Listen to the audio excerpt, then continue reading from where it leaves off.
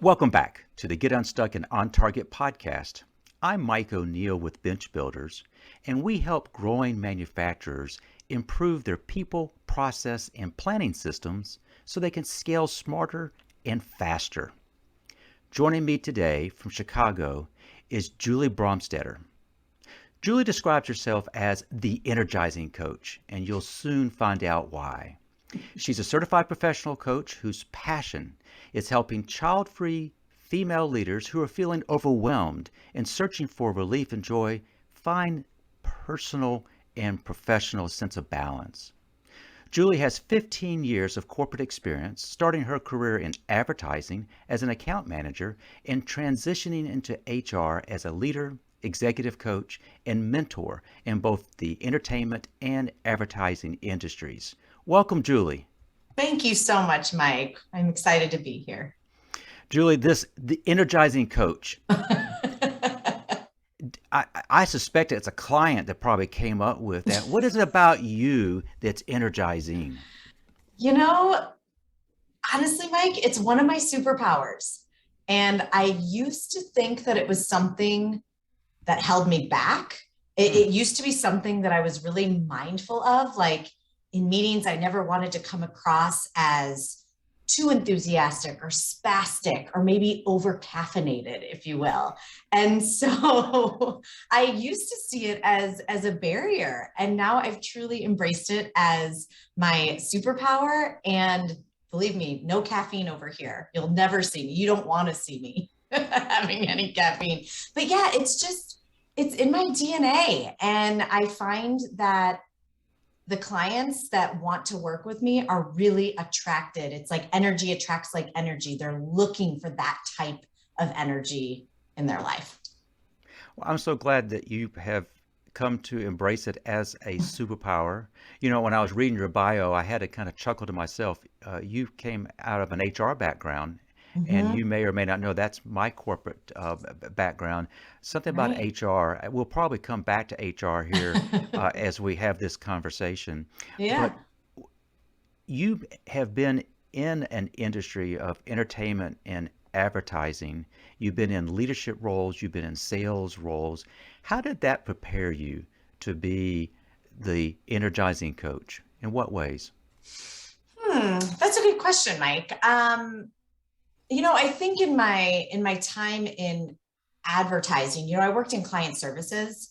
Mm, And so naturally, the account manager not only has to be, the energetic tie to the client, like keeping the energy up for them, but I had to be the one to keep the energy up with the team too.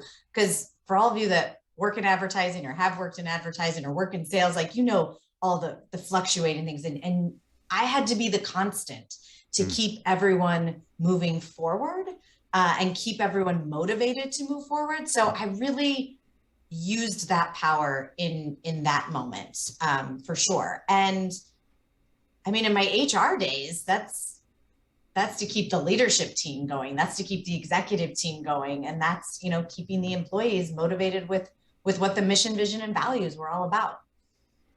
I don't want to go too far down this as a tangent, but something about HR is you're somewhat positioned between the key leadership and the employees. Mm-hmm. You you want the employees to view you as an employee advocate, but also if all you do is advocate for the employees, and if it comes potentially at the expense of what's in the best interest of the company, then you have to kind of straddle that back and forth. Does that make sense what I'm trying to say? It does, and it's actually one of the reasons why I left HR Mm, was because I felt such tension that I had to straddle that. I had such tension that I couldn't focus on the individual. I couldn't see the employee as an individual. I had to see the person through the lens of the organization as an employee.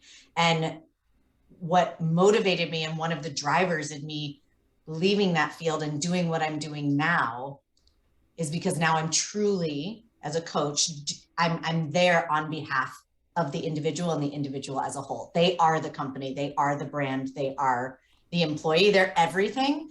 And when I was working in HR, there was a lot of tension with my personal values related specifically to the question that you asked. I appreciate you sharing that. As you probably know, a number of our listeners come out of HR. I have nothing but the highest degree of respect. That is a very, very difficult profession to claim, Yeah. because you're constantly kind of in that middle thing. What we talked about before we decided to record this is, of all the things that Julie could talk about, what might be something that our listeners might find most beneficial that you can show your enthusiasm for. And we kind of came around to the topic of mental muscle Mhm. and defining what it is. And if you've got mental muscle, how do you grow it? So I would like to kind of use that as the main topic for our conversation, how to grow mental muscle. And if that is our topic, what does that mean to you? Yeah, I mean that so in 2020, aside from the pandemic, there were a lot of unexpected life events that happened for me, Okay. which um, which made me leave my job rather abruptly in June of 2020. And this has a point to mental muscle, I promise. So when I left in June of 2020, rather abruptly, and I took that moment of pause, it was during that moment of pause that I actually found a mental fitness program Hmm. that was coming at such a perfect time in my life, because at that point, my brain was my enemy. It was not my friend. Hmm. And the whole purpose of mental fitness is utilizing your brain as your friend versus your enemy. And this program that I found, which is a program that I take my clients through as well, has really, I mean, I'm essentially exercising my brain every day, weakening the negative side of the brain and creating new neural pathways that activate the positive side of my brain. And there's a number of ways that we can do it. There's actually three core muscles at the root of mental fitness that we can certainly talk about. But and here, of course, I forgot the question that you asked me, Mike, but that's how I really found my passion and excitement about mental fitness. It kind of came to me at the right time and place, given my life circumstance. Well, that being said, it came at the right time. It resonated with you. It resonated to the point that that is a core part of how you work with clients. Mm-hmm. Let's talk about that a little bit, because you Yeah, described a muscle, your brain having a muscle. yeah. Um, you're exercising certain muscles and letting other muscles atrophy. So, according to the research, which this is all based on the New York Times bestselling book Positive Intelligence by Hmm. Shirzad Chamine, who is a researcher, professor out of Stanford. He used to be the CEO of Coactive Training, CTI, which is a world renowned coaching certification program. So he's very well qualified to be doing the work that he's doing. And so, according to the research, there's three core muscles at the root of mental fitness. There's your saboteur interceptor, your self-command muscle, and your sage. And you work each muscle out in different ways. So the Hmm. saboteur interceptor is essentially, you work it out by exposing your inner judge or your inner critic, you might know it as, or maybe you know it as your inner gremlin. So you expose that judge and see it more as a third person. So in the research, it calls the judge and actually these 9 accomplices that the judge has, which the research calls it saboteurs. When you see your judge and saboteurs as third parties, they instantly are disassociated with your true self, because your true self would never feed you the lies that your judge feeds you, like you're not good enough, you're not smart enough, or what your accomplice saboteurs, which the research says, labeling saboteurs like the pleaser, the Hmm. avoider, the hyper rational. So there's 9 total, and everyone has 1 or 2. So when you expose those lies and start seeing them, it's almost like you've turned the light on at the haunted house. Yes. The second you start seeing those ghouls and ghosts that are popping out in front of you, the second you can see them, well, they're not as scary. And so the second you can expose that, it instantly weakens it. So that's one muscle that we work out. The second muscle is the self-command muscle, which is essentially weightlifting for your brain. Hmm. And weightlifting through these specific sensory exercises. So if you're comfortable in trying this with me, what I mean by a specific sensory exercise is rub two fingertips together, but do it with such attention that you can feel the ridges on both of your fingertips. As you know, we're videoing this. I've closed my eyes, and sure enough, I now can feel the ridges. You're feeling that, right? So what this does is it actually, these specific type of sensory exercises, they get you out of your head, out of your head where you're judged and all those saboteurs are feeding you all of that negative talk, all of those lies. It gets you out of there and it gets you into your body. Because when we can focus on that and quiet the mind, even for as little as 10 seconds, MRI data actually shows that the positive side of your brain starts lighting up. And so when you come out of something like that, and yes, it is a form of meditation, but you certainly don't have to be in a meditative mindset to do this. I actually, I coach with a meditation rock, and I'm rubbing it constantly when I'm with my clients so that I'm continuing to activate the positive side of my brain and keep myself very focused so that I am able to respond how I want to respond versus reacting on impulse or reacting on the messages from my judge or my accomplice saboteurs, which mine are pleaser and avoider. Right here. I'll just admit it right here. And the third muscle is the sage muscle, which the research calls the positive side of the brain. And you work this muscle out by seeing the gifts and opportunities in any outcome or circumstance. And what it's not saying is make every negative situation positive. Like, we're not trying to be Pollyanna and just flip something on its head. My mom passed away very abruptly in March of 2020. And I will never say that bad experience was a good thing. However, I've been able to find meaning, and I've been able to see gifts and opportunities that came about because of that situation or because that happened to me. Same thing with the pandemic, right? Like, I wouldn't wish a pandemic on us ever again, but it happened. And so many of us are talking about the gifts and opportunities that came from that. You and I wouldn't be talking right now had it not been for the pandemic. So it's not about flipping things on its head and seeing, oh, this truly was a good thing. It's just about finding meaning and opportunities from the things that happen in our lives. Yeah, I love the mnemonic of the rock. Right off, I actually have something that might do the same thing. That helps you stay focused on what your role as a coach may be. I introduced you with impressive professional background.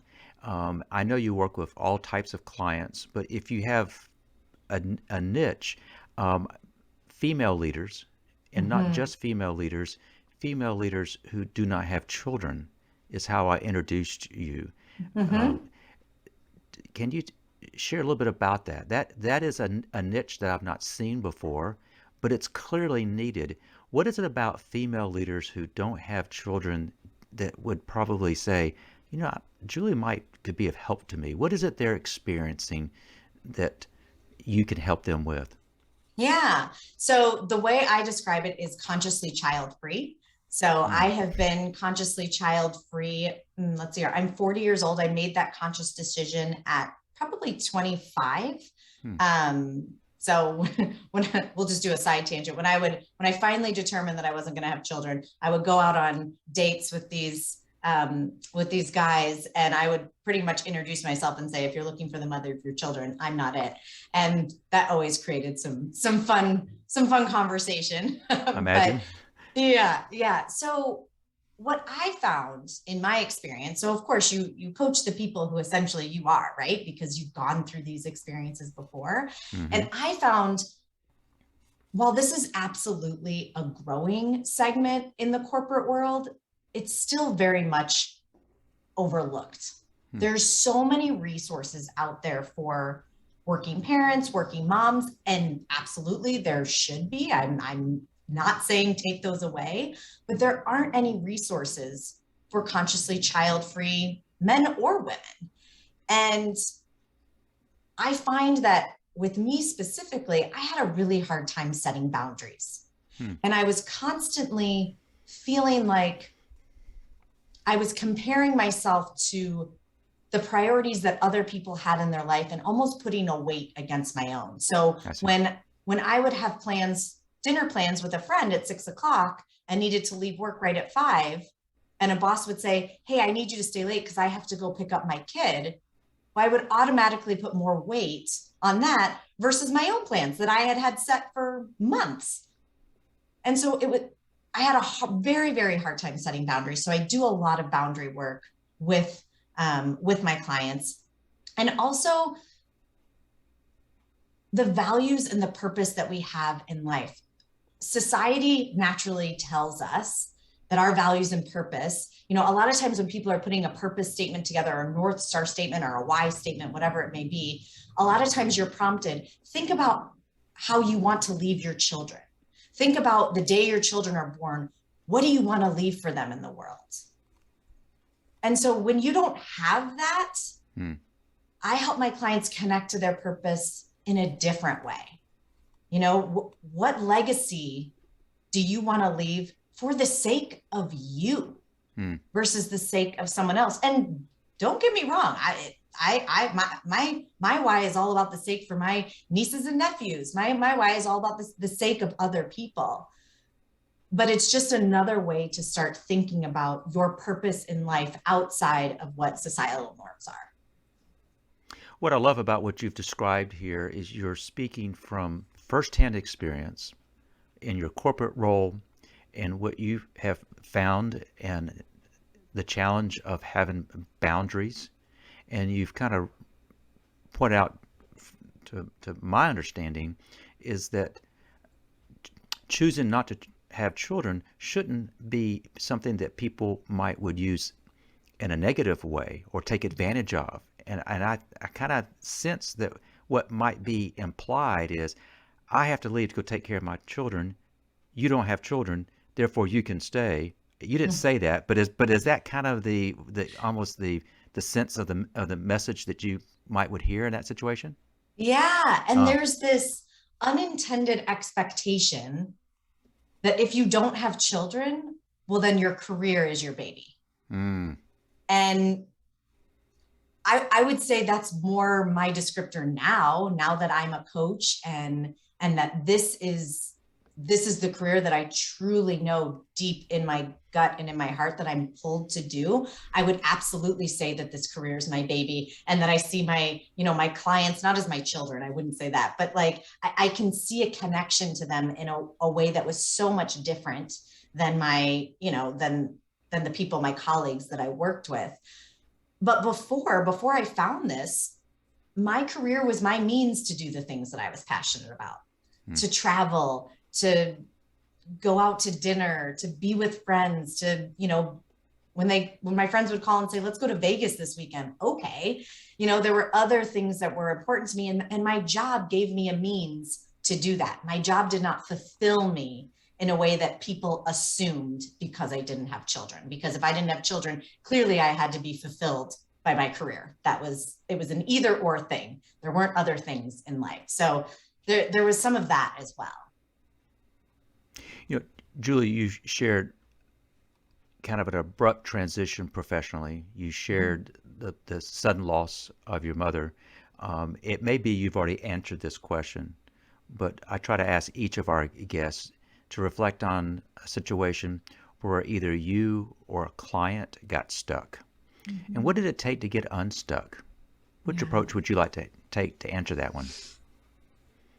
Before we talked, Mike, I was trying to think of if I would share a personal or a client perspective. And since we've talked about mental muscle, and since I did bring up the passing of my mom, I think I'll talk about a personal one. So when I started the mental fitness boot camp,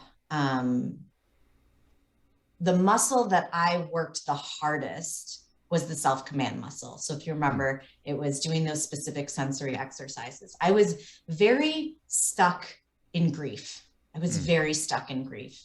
And the self-command, by practicing my self-command and building that muscle, I was able to turn my grief from sadness to love. And I'll tell you how. When a memory of my mom would come up, and FYI, everyone, Carol Nana, best woman on earth. I'm just going to give her a shout out. And my best friend, my person in life, she is in my bones all day, every day. And so when a memory would come up about her, I would just get overtaken with sadness. And my victim saboteur was front and center. And it was debilitating. And through this program, I was able to get very curious about where this grief was living in my body. And where it was living was right above my heart. Interesting. And it was warm, and it was tight, and it would go up into my throat. So when these sad memories would come up, I would close my eyes and feel where that grief lived. And the more curious I got about the feeling, the more relaxed my body became. And the more my mindset shifted from sadness to remembering that these memories aren't sad. It's sad that I don't get to have any more of them, but what's not sad is the memories themselves. They're freaking awesome, happy memories. They've made me who I am today. And so that's when it changed from sadness to an overwhelming sense of love and honor for my mom. And I was able to start seeing the gifts and opportunities that were coming about. And that's what drove me to get a coaching certification and do what I'm doing now. Thank you for sharing that from the heart, but it describes you at your core. And I think that comes through loud and clear, and how you would interact with your clients. The topic of mental muscles, does that come up pretty regularly with your coaching clients? It does. It's part of my process. So the first 3 months of my 6-month engagements are all about gaining clarity. So we focus on, I call it the who, what, and how. Like, what are your goals? How are you showing up in the world? Who you are, and what's holding you back? And the what's holding you back section is the part where we talk about the mental muscle. Because we start with talking about our judge and our saboteurs, those messages that hold us back. And then we develop tools to combat them, constantly doing exercises every day so that we can start tapping into our true self, our inner knowing, our intuition, our gut, our heart, whatever you want to call it. And the second we can start tapping into that, then we know we're growing the mental muscle to truly make the transformation and move forward. You know, the term mental muscle is a new term for me. You introduced it to me when we were talking prior to scheduling this podcast recording. I liken it, though, just to regular muscle fitness. Mental, if you don't exercise those muscles, they do atrophy, do they not? You are absolutely right. Yeah. Go ahead. I guess what I was going to ask is that as you work through that 3-part framework with your clients, what do you find is oftentimes one of the biggest and the most common challenge that clients have to work even harder at? And I'm laughing because my clients are like, I'm going to rub 2 fingertips together, and like, it seems too easy. It seems too simple. You know, and we start the program by practicing our self-command. So the program it's a very robust program. It has an app. There's the book that I mentioned. There's daily exercises. There's weekly videos. I'm meeting with them on a weekly basis. And sure enough, that first week, when they're really, you know, doing these specific sensory exercises for 2 minutes, 3 times a day, they're like, I'm wiggling my toes and I'm trying to find as many individual toes as I possibly can. This is a joke.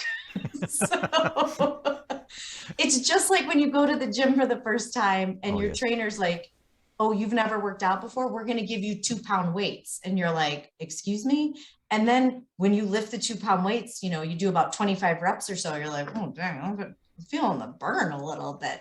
And the more you do it and the more you do it, well, then you graduate to the 5-pound weights and then the 10-pound weights. It's the small, consistent changes that make the biggest impact. So really, I just encourage them to trust the process and obviously trust the process if they put the work in. If you don't put the work in, then you're not going to build the muscle.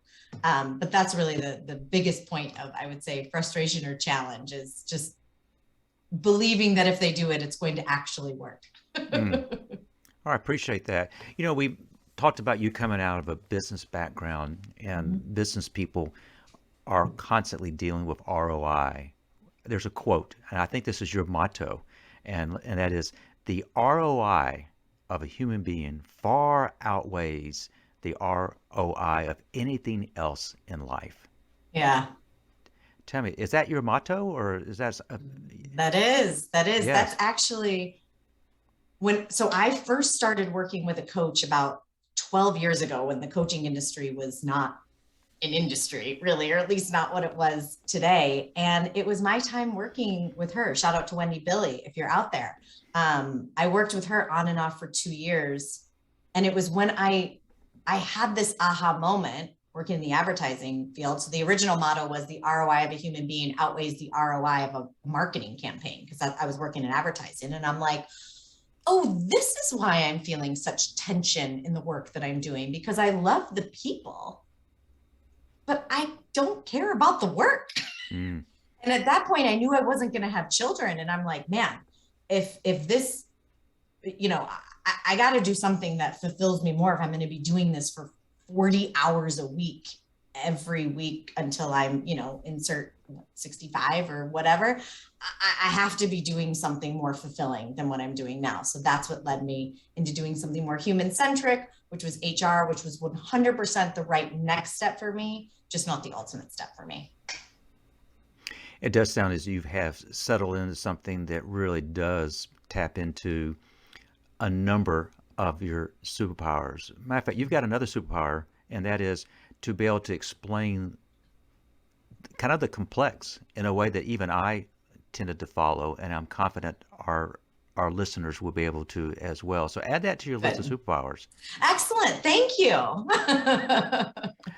Julia, as we reflect on, we've covered a number of things, but as you kind of reflect on our conversation, what might be some closing thoughts or takeaways you want to make sure that our listeners have? Yeah. And, I started to get into it a little bit when you were talking about me getting unstuck. And I said I was able to tap into, my heart, my inner knowing, my intuition. I think what I want people to take away is I thought intuition was something that people had or didn't have. I didn't realize it was something we all could access. And I had put myself into the unfortunate genetic pool of, I just don't have it. And it wasn't until I took a moment to get out of my head and into my body to really feel what my intuition has been guiding me to my entire life. My ego and my head weren't willing to listen. So I would just say out there, if you all believe you aren't an intuitive person, it's in you. I promise. You absolutely can access it. And going through programs like Building Mental Muscle is one way of doing it. It's not the only way, but certainly one way to start accessing it. And it's an amazing thing once you can tap into that inner knowing that truly is, and I said pulling you, because I think a lot of times we're all like, push yourself to the fullest or push yourself into doing the things you have to do or should do, or you're afraid to do. And just because I'm pulled to something doesn't mean that it's easy. Like, I'm certainly pulled to challenging, difficult things, but it's in a way that I want to go. It's in a direction that I know. It's like I have a desired difficulty. Brene Brown calls it desired difficulty. And I truly know that I want to put the risk in. And if I fail at it, I know I want to learn and try again. And that's all from my intuition that I just learned I could access like 2 years ago. It's an amazing thing. But now you're telling the world. Yeah. And, You've got another platform I want to make sure people know about, and that is I've had opportunity to look at some of your Walk My Talk videos on LinkedIn. Yeah. For those who have not had a chance to see one of these videos, tell us about what is it you're trying to do with Walk My Talk.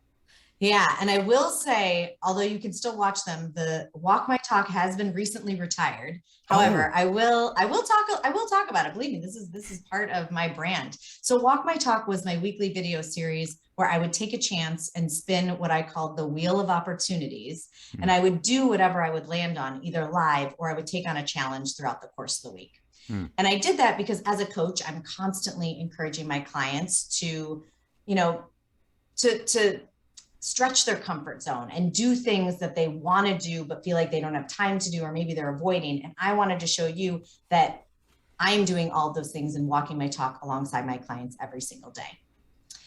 And this series has evolved for a couple of reasons. One, I was no longer pulled to do it. It felt like a push. Every hmm. week, the final, I would say 3 or 4, maybe a month and a half, maybe 6 or 7, really felt like a push. And Gotcha. so I wasn't connecting to the why anymore. And I actually had a really great coaching session on it, was because the why of it was, yes, to show that I was, walking the talk, but it was also a form of entertainment. I Hmm. was spinning a wheel, and I really wanted my personality to come out, which I still absolutely do. But my new video series, which is yet to be named, so if anyone's got a good name, like let me know. But it's essentially 5 minutes of coaching with me on a weekly basis, where I just tackle a topic and and talk about my thoughts on that topic as a coach. And I'm asking powerful questions to viewers as well, and I'm answering those powerful questions too. So of course, you're putting me on the spot here. What was my latest topic on? Oh, it was actually about similar to mental muscle. It was the quintessential "I'll be happy when" syndrome. And I say it's related to mental muscle because the stronger our brains are, the less we need to say "I'll be happy when" we do something. Instead, we're happy along the path. We choose to be happy every day. So feel free to check that out. It's on my LinkedIn page, Julie Bronsteatter. Well, that's exactly what I was going to ask you. So, if folks want to reach out to you to Yeah. connect, learn more about you, or get queued up for this new series, what's the best way for them to do that? So 2 ways. I am very active on LinkedIn. I would say I'm posting 3 to 4 times a week on LinkedIn. So please connect with me. I would love to connect. And then I also have a website. It's just jbronsteattercoaching.com, which I don't know. Do we have show notes, Mike? Can we put We that in do the have show show notes? notes, but why don't you go ahead and, Excellent. if people are listening and they go, I can commit Bronstetter to memory, do you want to spell that for everybody? Yes. It's JBRONSTEATTER coaching.com. You do have a fantastic website. We will include links not only to your website, but also to your LinkedIn profile. Thank you. Um, and anything else you want to include in the show notes, we'll be happy to do so. Julie, it was through LinkedIn you and I originally crossed paths, and Mhm. there is an energy about you that I picked up on that, and I'm somewhat selective on how many coaches I invite on. Um, and you clearly were the kind of person who I thought would resonate with our listening audience, and sure enough, you've done just that. Oh, I want thank to you. I want to thank you for being you. I want to thank you for your willingness to share from deep places and to give people a little bit of an insight of who you are, how you got there, the fact that you're continue learning and growing, and how you help your clients do the same. Thank you for sharing your time and your insights today. Thank you for having me, Mike. This was so much fun. I also want to thank our listeners for joining us today. We upload the latest episode to all the major platforms weekly. So if you haven't already, please subscribe. Is your company growing quickly? Are you worried that you don't have the right people and processes in place to handle the increased workload? If yes, let's talk. head to our website, bench-builders.com, to schedule a quick call. We'll explore ways to help you solve those nagging problems so you can scale faster and smarter. So I want to thank you for joining us, and I hope you've picked up some tips from Julie that will help you get unstuck and on target. Until next time.